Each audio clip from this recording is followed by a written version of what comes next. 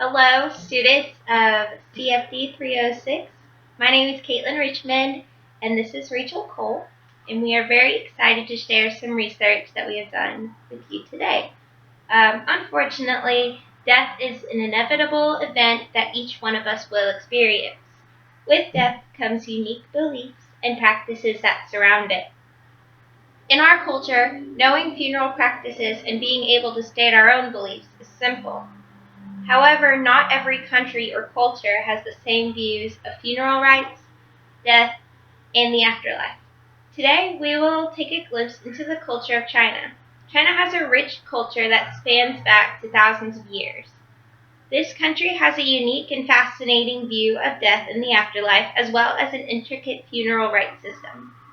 In this video, we will discuss the attitudes towards death in China, the beliefs and understandings surrounding death in China, and the funeral rites in China. First, let's discuss the attitudes towards death in China. Burial and mourning are taken extremely seriously. When mourning, it is customary to be loud and expressive.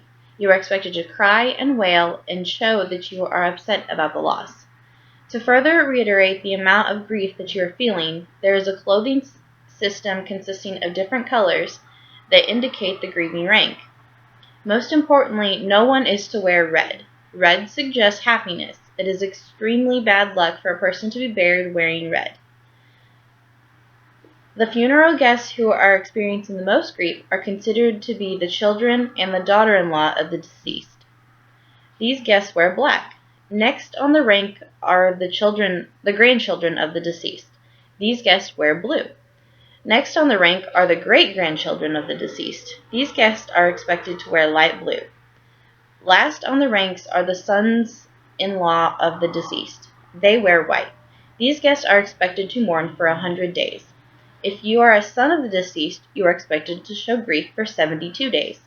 This is different from our culture because we do not have set guidelines for how long the grief process should last. These mourning time periods are not required if the deceased is a wife or a child, which is also much different from our culture. Mourning is taken very seriously, so it can be assumed that these funeral events are very somber times. There is a great deal of superstition that the Chinese people believe in. For example, a popular practice is having the deceased guarded by guards during the funeral to protect the body. These guards serve as a comic relief. You can often see them outside gambling. The purpose of this is to keep the guards awake and alert while also lessening some of the grief. The last attitude surrounding the death that we will discuss today is much similar to our own. When someone passes away in China, it is customary for a lot of prayer to occur at the funeral and afterward. We see this a lot in our own culture as well as many other cultures. Next, let's discuss the beliefs and understandings surrounding death in China. The views of the afterlife are very fascinating.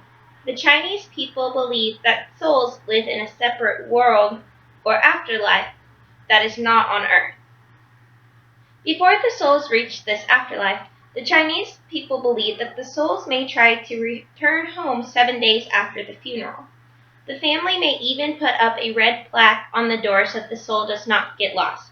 Fun fact, sometimes the people will put powder on the floor to see if there will be like a tracking to see evidence that the soul has came home. Then the soul will move forward into the afterlife. So these dead souls then exist as a protector of their descendants. If you can remember the Disney movie Mulan, you may remember that the characters prayed a lot to their ancestors asking for blessings. Well, this practice is true. The Chinese people believe that the souls of their ancestors are always watching them. They believe that ancestors can bring them good luck and fortune.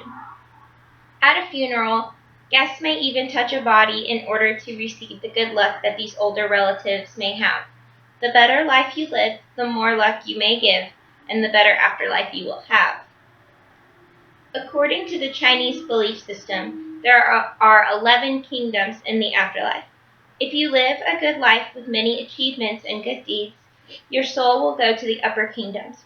For example, if you live what's called a 5-blossom life, where you get married, have a son, live a life that brings you respect, have a grandson, and he must respect and love you too. And if you die peacefully, so if you die in your sleep, for example, so that's the 5 attributes, then you might enter Kingdom 1, which is like heaven, kind of equated with that. However, if you are not a person of honor, then you'll go to the lowest kingdom, which is going to be Kingdom 11, or that's hell. So this is very similar to belief that's popular in American culture. So, if you live a good life, then you'll go to heaven, or if you live a bad life, you'll go to hell. However, in Chinese culture, if the younger member of the family line lives a life full of good deeds and honor, when they die, they have the opportunity to save an ancestor from hell. So I really like this belief because I could see it as an incentive for someone to live a good life, so they go and save one of their ancestors. And it also shows the importance of how family is in the Chinese culture. The Chinese have a collectivist culture where their life revolves around bringing honor to the family, living through the family, so that family bond and duties to each other can transcend death.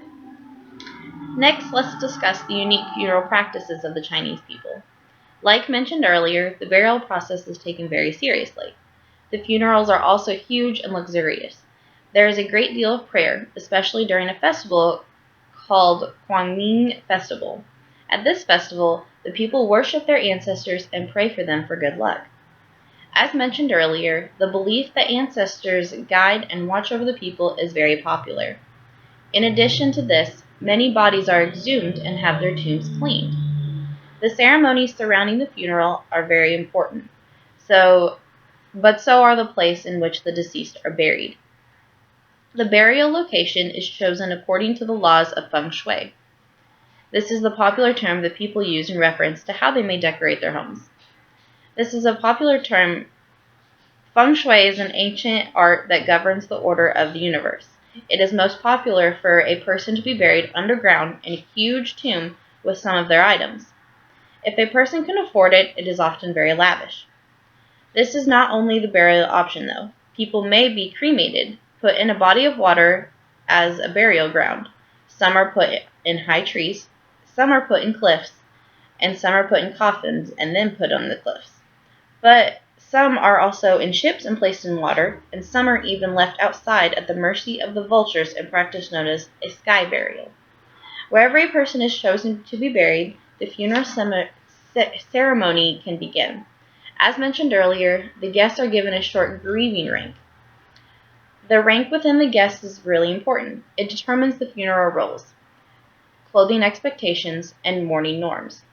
The guests gather around the deceased according to their rank. As they are gathering, a white candle is lit, and guests are expected to give the deceased joss paper. This paper serves as a currency in the afterlife. This funeral ceremony lasts 49 days. During this time, there is much mourning and prayer. In our culture, a funeral ceremony only lasts 1 to 2 days. A person may be buried with a special item, but rarely would we bury someone with money. Today we have discussed the attitudes, beliefs, and rituals surrounding death in the Chinese culture. Though these practices and ideas may differ from our own, we hope that you've appreciated the unique and rich culture described today. Even though some practices are much different, it is important to focus on some common themes: sadness surrounding death, hopes for a satisfying afterlife, and the importance of a funeral that honors the deceased, and the comforting belief that our loved one is watching over us are all examples of attributes that we have in common with the Chinese people. From examining the Chinese culture, we can learn that death really is a subjective experience. Not only is it experienced differently from culture to culture, but from person to person. It is important to learn about the different ways of coping and handling death and the aftermath. By learning about how other cultures deal with death, we can learn more about how we can deal with death ourselves. Thank you for watching our presentation. Here's a picture of our references. We'll have them in the comments. Thank you. Thank you.